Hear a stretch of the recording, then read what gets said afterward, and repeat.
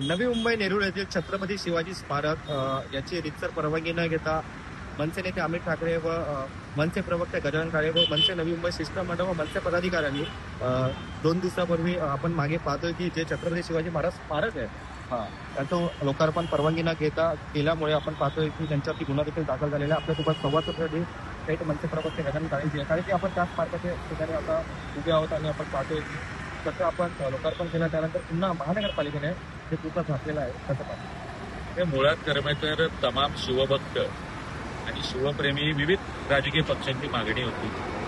छत्रपती शिवाजी महाराजांच्या नावाने हा चौक आहे आणि या चौकामध्ये छत्रपती शिवाजी महाराजांचा पुतळा आणि मावळे अशा पद्धतीने एक स्मारक इथे व्हावं या ठिकाणी.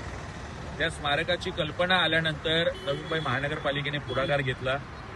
पण गेली वर्षभर इथे छत्रपती शिवाजी महाराजांचा पुतळा आणून सुद्धा त्याचं अनावरण झालेलं नाहीये आणि अत्यंत घाणेरड्या कापडामध्ये बंदिस्त करून गेली वर्षभर फक्त राजकीय नेत्यांची वेळ मिळत नाही, मुख्यमंत्र्यांची वेळ मिळत नाही, उपमुख्यमंत्र्यांची वेळ मिळत नाही म्हणून जनभावना लक्षात न घेता महाराजांना बंदिस्त अवस्थेत करून ठेवलं होतं. 2 दिवसापूर्वीच पक्षाचे नेते आमचे सन्माननीय अमित साहेब ठाकरे यांनी धाडस दाखवून त्या दिवशी तमाम शिवभक्त शिवप्रेमींच्या उपस्थितीत, महाराष्ट्र सैनिकांच्या उपस्थितीत याचं लोकार्पण केलं, याचं अनावरण केलं. पण मला वाटतं ही गोष्ट इथल्या स्थानिक राजकीय नेते यांच्या खूपच पोटात दुखलेली दिसते.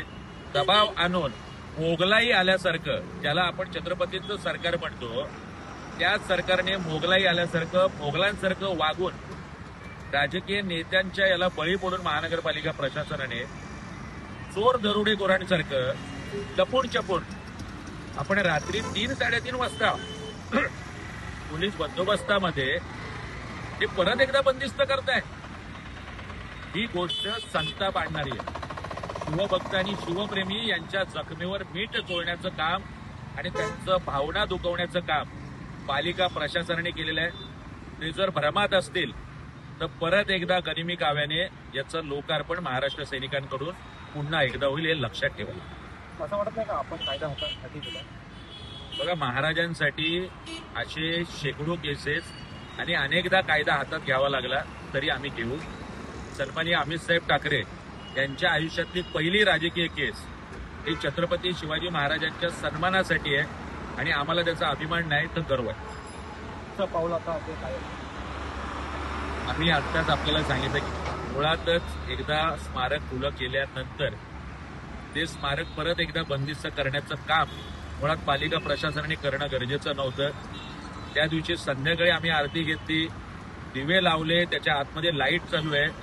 कुणाच्या सांगण्यावरून हे झालंय आणि जर एवढंच होतं तर 4 महिने हे बंदिस्त केले, त्या पालिका अधिकाऱ्यांवर गुन्हे का दाखल होत नाहीये?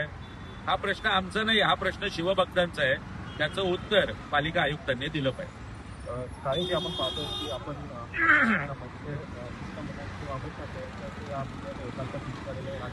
राज्याभिषेक देखील पार पडलेला आहे. पुन्हा महानगरपालिका हे कृत्य संताप आणणार आहे. मुळात पालिकेने दुसऱ्या दिवशीपासून जे खुलं होतं ते पालिका जनतेसाठी खुलं करायला पाहिजे होतं. विविध कार्यक्रम इकडे घ्यायला पाहिजे होते आणि त्या कार्यक्रमाच्या माध्यमातून स्मारक बघायला संपूर्ण नवी मुंबईकर आणि महाराष्ट्रातून जनता आली असती. पण जे स्मारक खुलं केलंय त्याचं विधिवत पूजा झाली, त्याचा अभिषेक झाला, जलाभिषेक झाला. सन्माननीय अमित ठाकरेंनी त्याच्यात पुढाकार घेतला. याच्यानंतर कुठल्या नेत्याच्या पोटदुखी झालेली आहे याचं उत्तर नवी मुंबईकरांना माहिती आहे. एवढं नवी मुंबईकर निश्चितपणे दूध खोळा नाही. कोणत्या नेत्याच्या पोटात जो उल्लेख केला ते झालेला आहे? 2 वेळा मुख्यमंत्री आणि उपमुख्यमंत्री यांच्या कार्यक्रम पत्रिकेमध्ये या स्मारकाच्या उद्घाटनाची वेळ आहे. नवी मुंबई पोलीस, नेरूळ पोलिसांनी 1-2 महिन्यापूर्वी पत्र दिलेलं आहे की आपण याचं विधिवत या स्मारकाचं लोकार्पण करावं. सत्ताधाऱ्यांच्याच पोटदुखी झालेली आहे की त्यांच्या हस्ते न होता हे अमित ठाकरे साहेब यांच्या हस्ते झाले. आपण पाहतोय की आपण बोललात पुन्हा एकदा आम्ही पुन्हा एकदा त्या लोकार्पण आपण करणारच आहोत. 100% माझं म्हणणं आहे. अमित ठाकरे साहेबांनी कालच हे स्पष्ट केलंय किती दिवस पोलीस बंदोबस्त लावणार आहात आपण? आणि किती दिवस पोलीस इकडे असणार आहे? महाराजांच्या पुतळ्याचं संरक्षण करायला आम्ही सक्षम आहोत. आमची पोलीस बांधवांनाही विनंती आहे, सत्ताधाऱ्यांचं न ऐकता आपल्यामध्ये सुद्धा एक शिवप्रेमी आणि शिवभक्त आहे, तो जागरूक ठेवावा. ज्या दिवशी आम्ही गनिमी काव्याने येऊ त्या दिवशी कानाडोळा करावा. पुन्हा एकदा स्मारक लवकरच येत्या काही दिवसात तारीख आणि वेळ हे आपल्याकडे कळवण्यात येईल.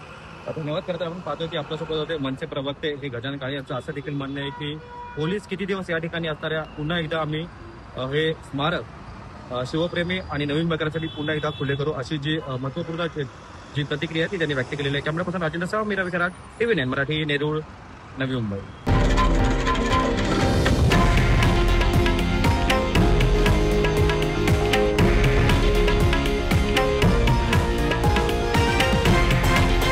हे आहे देशातील नंबर 1 न्यूज नेटवर्क आणि आपण पाहत आहात TV9 मराठी, एकमेव.